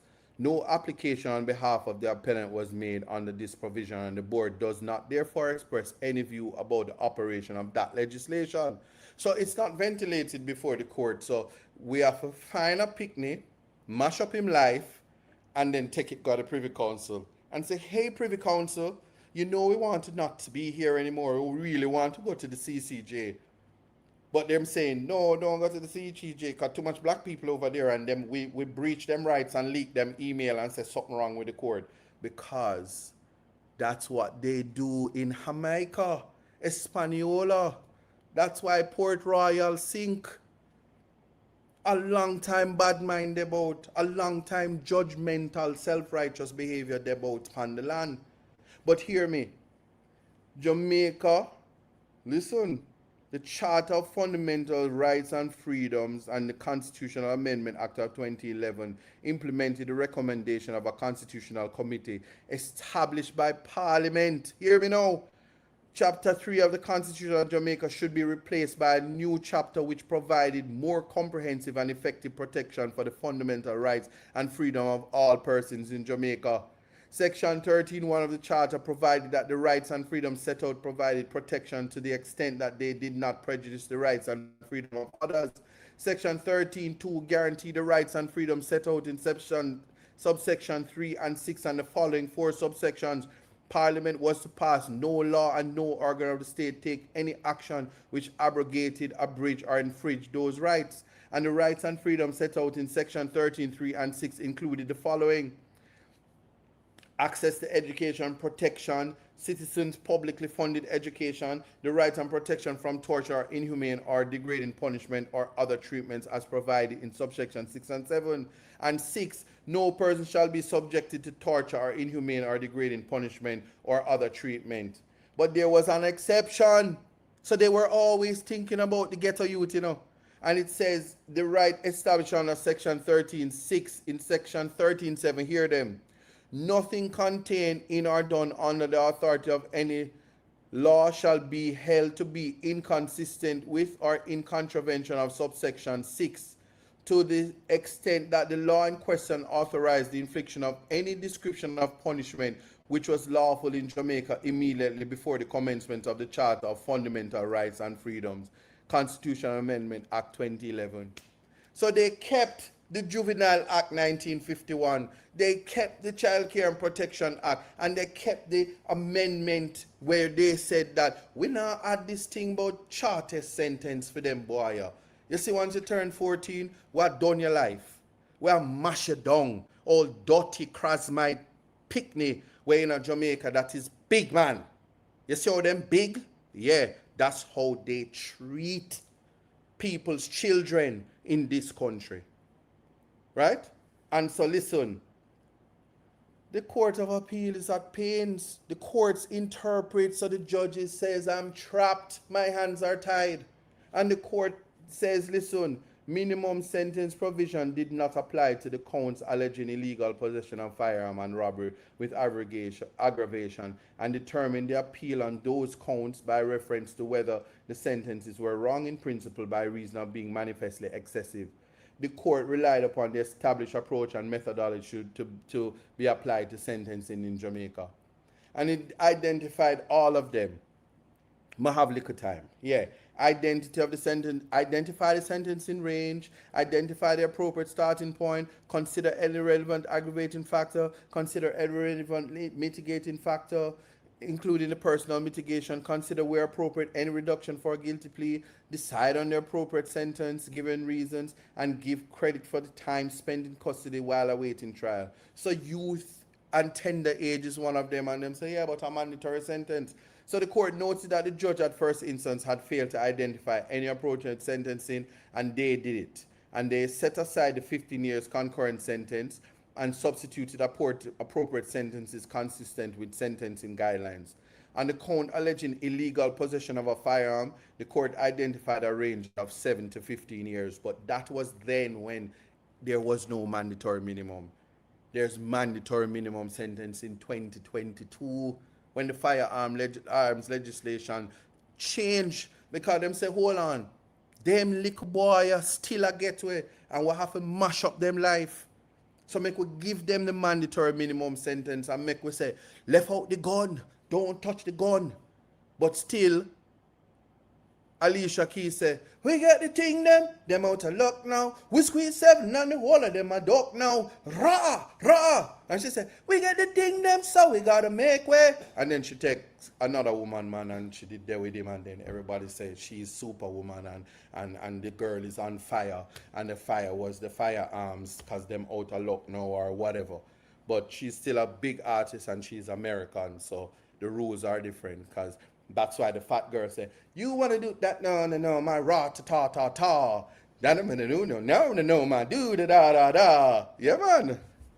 Yeah man, I saw them do it because they benefit from it and then we suffer here in Jamaica. So anyway, um the compatibility of the minimum sentence of 15 years for wounding with intent with the charter was raised for the first time in the Court of Appeal. And the court examined the issue by reference to section 133K1 and 133.6 and 7 of the charter. It noted that section 37 explicitly prohibited scrutiny by the court of laws passed before the commencement of the charter, which authorized the infliction of any description of punishment which was lawful in Jamaica immediately before the commencement of the chapter in 7th of April 2011. The amendment to section 20 of the OPA, so the court concluded that the amendment was preserved from inconsistency with the charter and was constitutional and safe from scrutiny by the court. So the saving laws clause kept parliamentary intent. So nobody can look upon me, go look back child diversion and say, judges' hands are not tied and ISAT is misinformed. I know this. I practice in the court. And judges always say, my hands are tied. What make you know challenge it in the constitutional court? Make we see what we can do. How we can save the children. Judges want to save the children. Is judges why? Judges are the reason why I am a lawyer. The judges them say you can still be great. The judges them when you go up a UE and you equate it, them say you're bright. Don't worry about conviction. You still have something in you. I see a burning force. The GLC say, the Allen would say, ISAT, you have the ability to change and do right for the people. This is why you're going to be a lawyer. And me was a big man then. But they understood that a decade of my life was gone because of a system, but the white man system, them are foreign. So they understand the conspiracy to destroy the black man. And every opportunity you get to elevate and nurture and make better. If as a big man I am still learning, what does a juvenile do? And as long as you're alive, you still learn. You don't believe me? Give an older person an iPhone 17 and next, me don't even know where the 18 are going to do. And say, set up this and go up on TikTok. You will never get a gift if them grand picnic don't know, if you don't leave grand picnic over there with them. So learning is on a spectrum. You're never too old to learn. So I know the benefits. Do you think when Mark Jefferson Golden says, you're doing good, young man, come and run, you stood before the Privy Council, I am proud of you. Up you mighty race. You think anybody else would have give me that opportunity? Have you heard them speak? And their lives are nowhere compared to mine? You have no idea what it is to be loved from afar. You have no idea what it is when God's grace shines upon you. And Acts 10:15 says it, when God's hand is on you, you can't be common. When God is on you, what God bless, no man can curse. And I'm saying give that grace to children. So I will beg for it.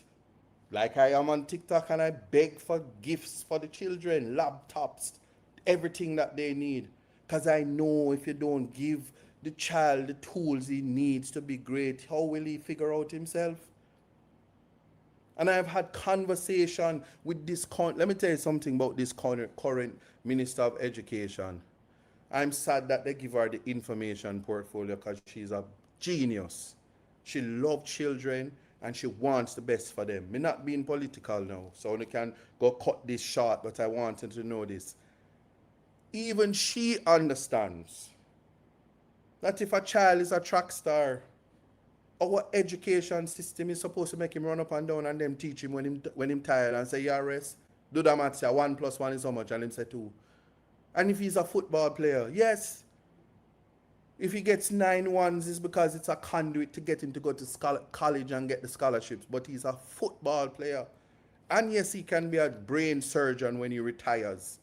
And yes, when given the right opportunity to do what you love, when you figure it out, of course, you can wait until your 40th birthday to propose to your future wife when you're a millionaire because you're doing the things you love and you were able to excel at it. The system is not supposed to be defying the odds and being extraordinary. We're all extraordinary because we're Jamaicans. Give our children the opportunity to be the best versions of themselves. And child diversion is the answer. I was not asking for murder and shooting with intent and this. I said possession simpliciter. The irony is that we still have a dichotomy which we are going to fix, a lacuna in the law. Because a young man will get 15 years mandatory minimum for inserting his finger in a vagina. But if he happens to use his penis, he is allowed child diversion. What madness is that? Oh, my bad. Because him is big man when him is 14. A Texas him come from. Everything big.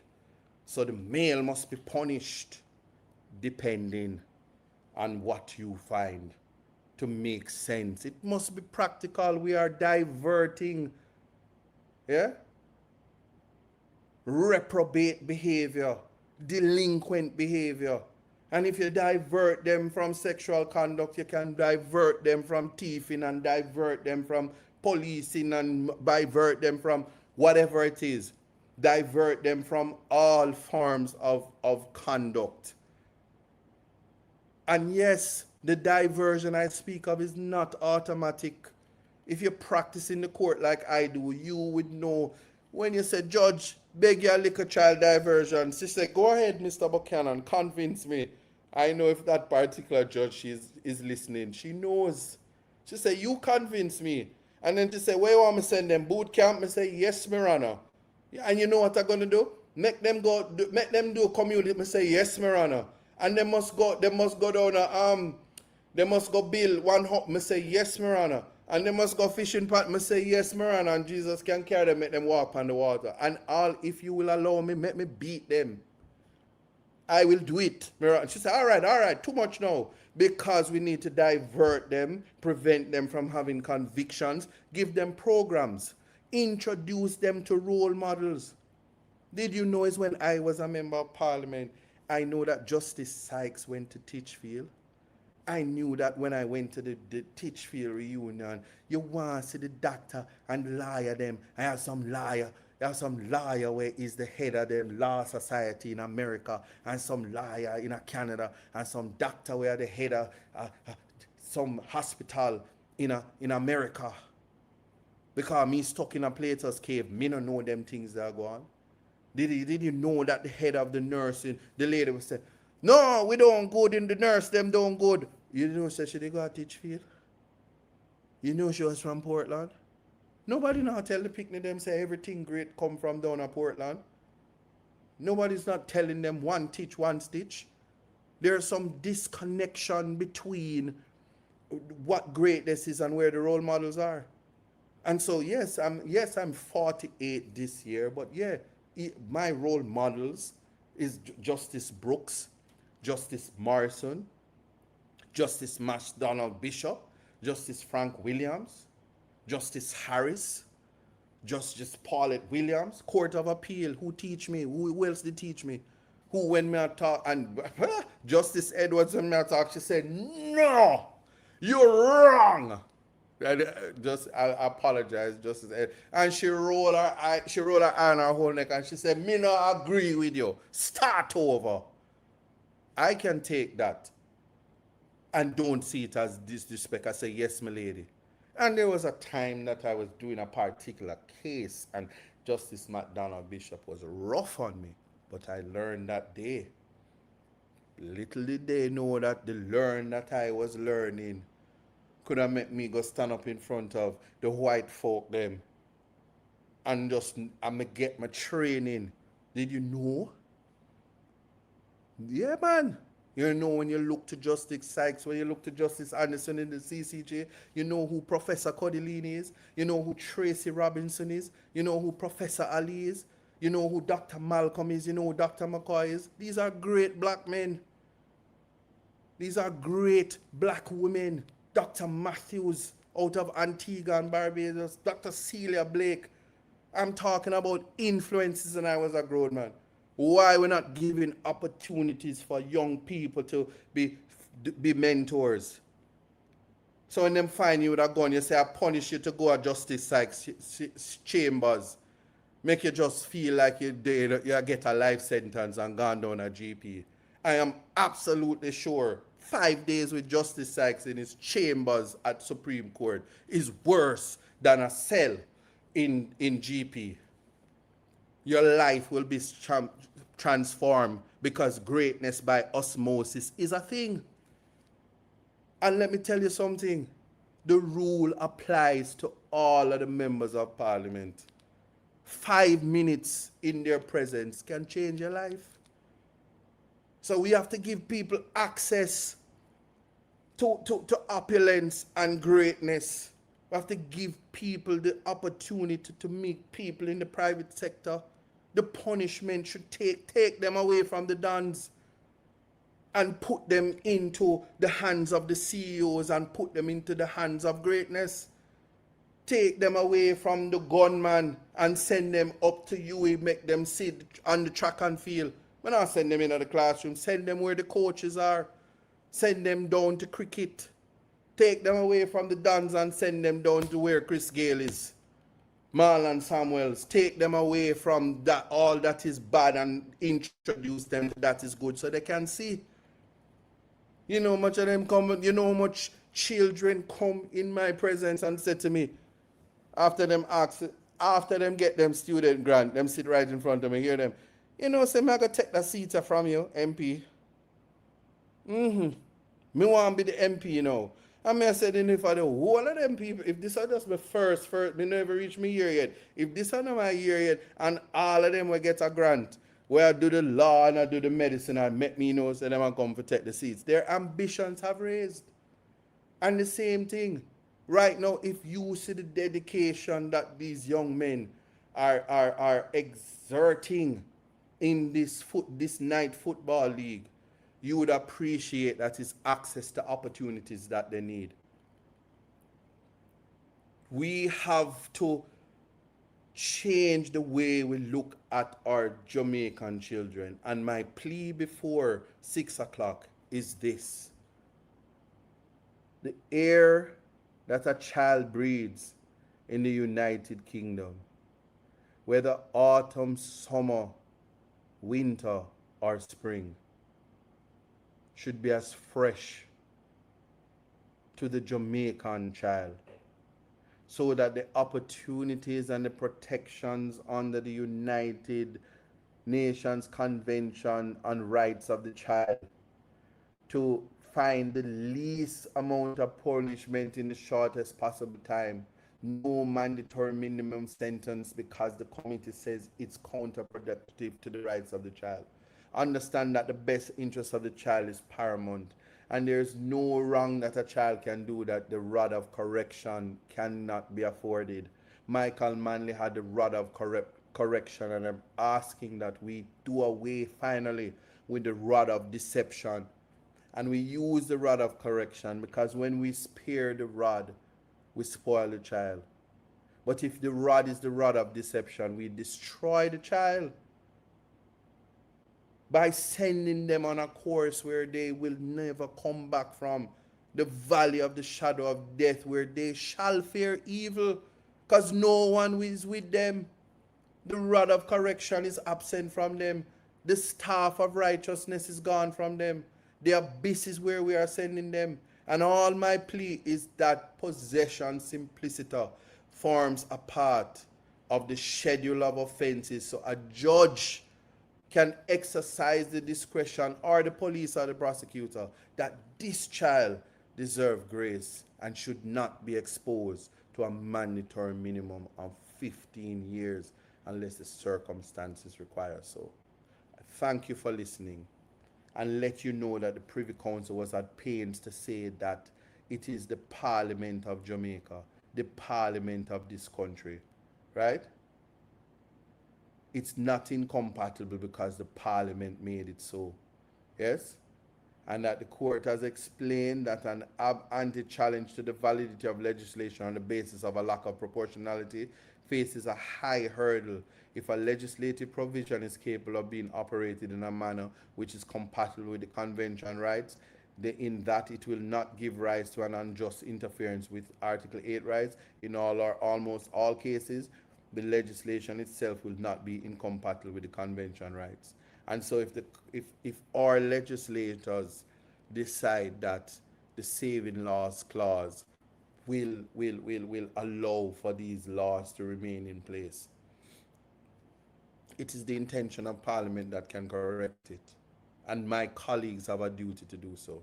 Thank you so much for listening, and I'll see you guys next week. Those are my submissions on protecting our children and taking them. If it's choose the dons or choose the children, I am going to always choose the children, and that is my duty. I'll see you guys next week.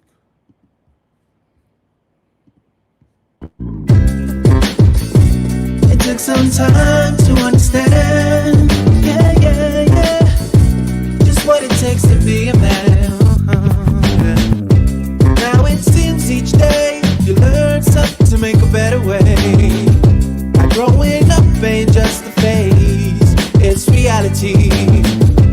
And sometimes it's hard to face the world with your head screwed on. But in time you will see, it comes naturally, like the hurt and the pain. It's a part of the game. It's all a part of life, to laugh and to cry. That's right, it's all in life. Gotta keep your head up and keep it straight. No time for living a lie. Gotta keep it moving till you get it right. That's right, it's all in life. Gotta keep your head up and keep it straight. No time to be living a lie. You can make it if you try. No, I heard them say life much better you live it your own way. But if you need a helping hand, just call on me, I will be your friend. And when it gets hard to face the world with your head screwed on, just tell yourself you can. And that's when you'll understand that the hurt and the pain, it's a part of the game. It's all a part of life, to laugh and to cry. That's right, it's all in life. Gotta keep your head up and keep your stride. No time for living a lie.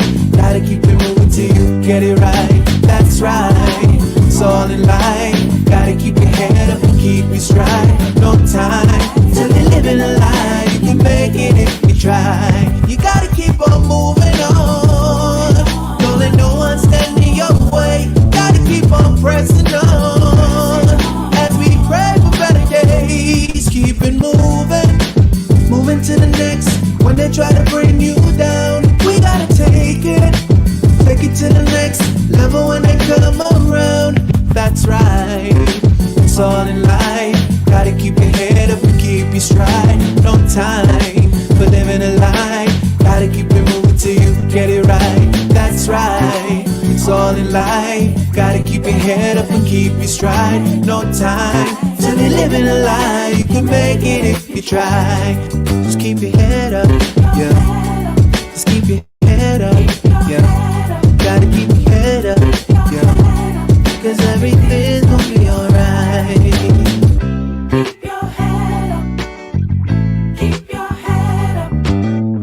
Keep your head up. Cause everything's gonna be alright.